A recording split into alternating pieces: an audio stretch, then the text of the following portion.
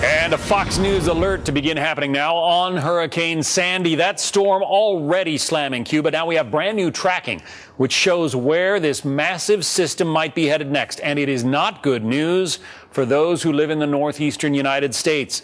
Janice Dean has the latest from the Extreme Weather Center. What's going on, JD? If this track comes true, it is the worst case scenario, John. Now, we still have days to go and a lot of information to kind of input into this tracking. But right now, this storm looks like it's going to be headed for millions of people. It's going to be a transitioning system, meaning that perfect storm type scenario. A tropical storm that transitions into an extratropical storm because a cold front, a very powerful Arctic cold front, is going to interact with the system and draw it in towards the northeast, a very rare meteorological situation. So this could be historic, folks. If you live across the East Coast, from the mid-Atlantic up to Maine and eastern Canada, you need to be paying very, very close attention to your local forecast. Still a Category 2. We just got the 11 o'clock advisory. It was a Category 3 major hurricane overnight, so it rapidly intensified within hours. Take a look at the latest track. As you can see, Category 2 moving through the Bahamas.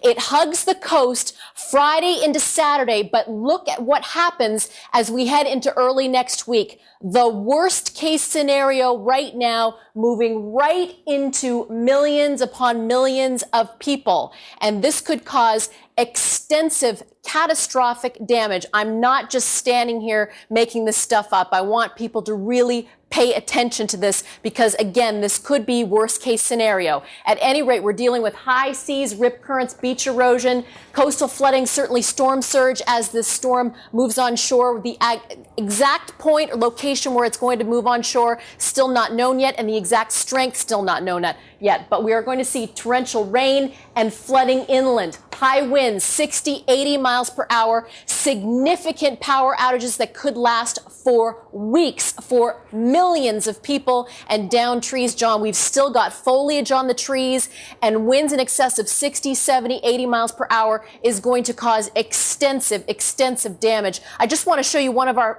reliable forecast models.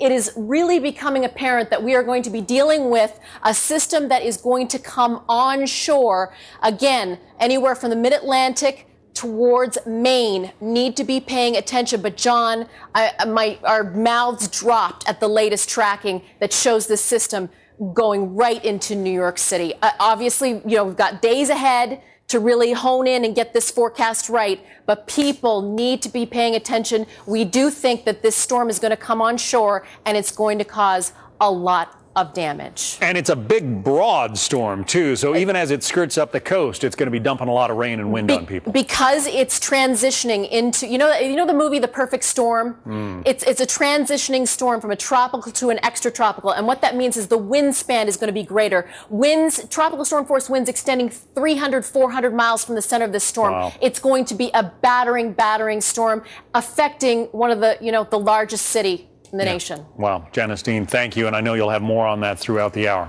Thank you, Janice. You bet.